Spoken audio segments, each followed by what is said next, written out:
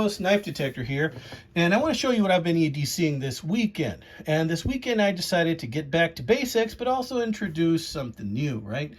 Getting back to basics with my sunfish knives, because you all know I like me a good sunfish / toenail knife, right? This is a Case 6250. This is the one from that very popular video I have that I sent into Case because it had a broken pin, and they fixed it, and then they polished it with no charge, amigos, just shipping. This is the original blade. I think this is from the 1940s. I want to show you that bad boy again. I'm going to be buried with this one, guys. So yeah.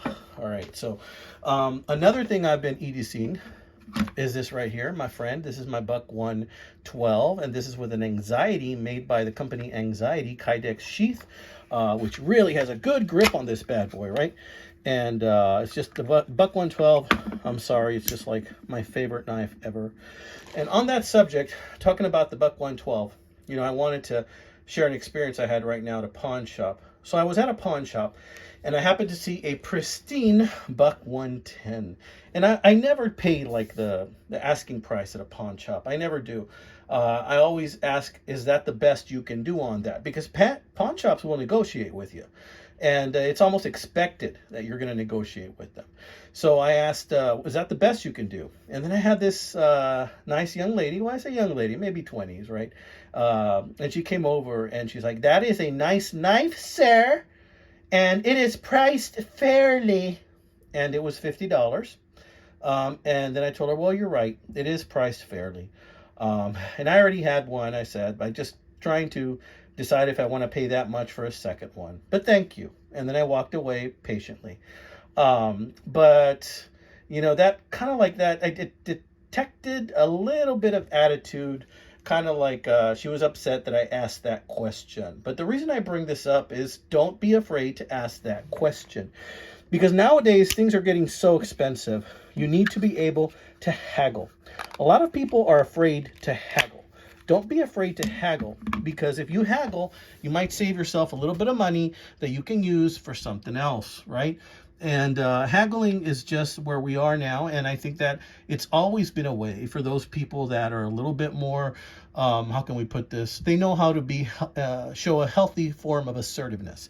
Now, you don't want to be too assertive. You definitely don't want to be aggressive, but you know, you do want to be able to speak up for yourself and not be afraid to ask. And that's what haggling is all about.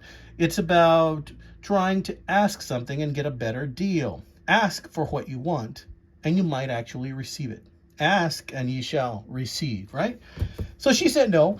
You win some, you lose some. That's just the way it goes in the knife game, amigos. Well, let me show you this bad boy right here. Now, this bad boy is not what you think it is. I made a short of this earlier today. One of my viewers called this a butt plug. And I took off his comment because I was a little bit offended.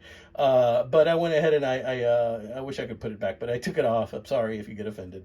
But honestly, you know, because he said that. The thing is this is not a push dagger. And I live in Texas. In Texas, you can pretty much carry anything. But I went ahead and I wanted to show you this to you guys. I got this on eBay. And here's the seller.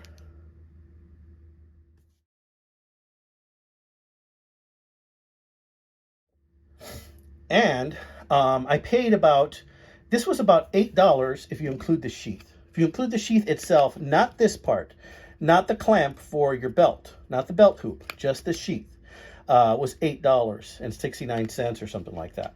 Now, I waited a long time to get it, probably about a month. I think it came from China. And this, myself, I took off another rig that I have. These you can buy at Home Depot, these belt clamps, for about like $6-8.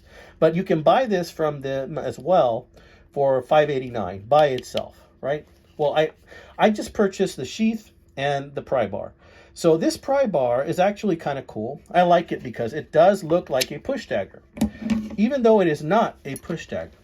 It has a bottle opener, so you can use it as a bottle opener.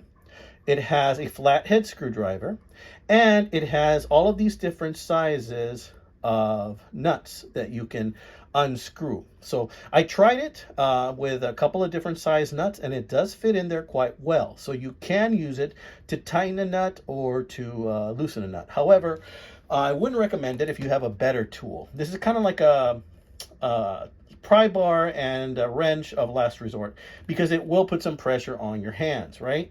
However, that being said, it's a flathead screwdriver as well.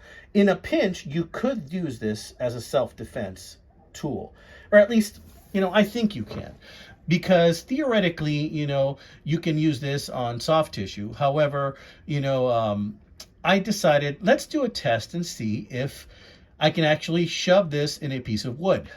And here's the results.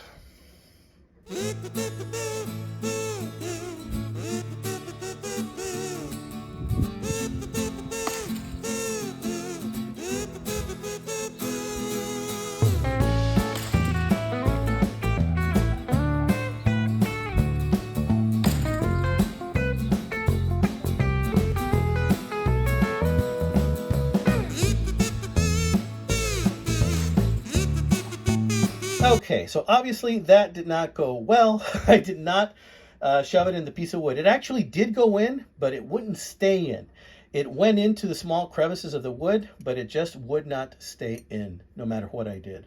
Now, I know what some of you guys are going to say. Some of you guys might say knife detector. If you wanted to, you can sharpen those edges and turn it into a push dagger. But I don't really want to do that. See, I mean, I have knives. I don't need a push dagger. But I know that in a pinch, you could also use this as a self-defense tool by putting it here and using it this way and striking the soft parts of the flesh, eyes, face, so forth. You could still do quite a bit of damage if you wanted to. Of course, I don't want to, but of course, if somebody's life is in danger, you're going to do whatever you have to. So in a pinch, you could use it like that. However, as far as this being a knife, it is not a knife. This is just what it is supposed to be, which is a pry bar, an EDC tool, and bottle opener. But I do like it, and I like carrying it, and whoever sees you with this might think it's actually a push dagger. So be careful with that and adhere to the laws in your state. However, it is not. It is a simple pry bar and EDC tool. I want to be very clear about that. Okay, amigos, I just want to let you know what I'm up to this weekend. I went to about 3 or 4 pawn shops, and I went to one thrift store, and I came out empty everywhere. I also took a look at a handgun, and it was a Taurus 38 Special Revolver. And but when I picked it up, I was very disappointed. It was damaged. The cylinder was spinning freely in either side. It was incredibly rusty, and they were selling it for $375. So I was just like, no thank you, and you shouldn't sell that to anybody else. Bye. All right, guys. You have a great weekend, amigos, filled with blessings. I have nothing but best wishes for all of you. Y'all take care. God bless. And go out there and hunt yourself some knives. You might come out with a gem like this. All right, guys? Y'all take care.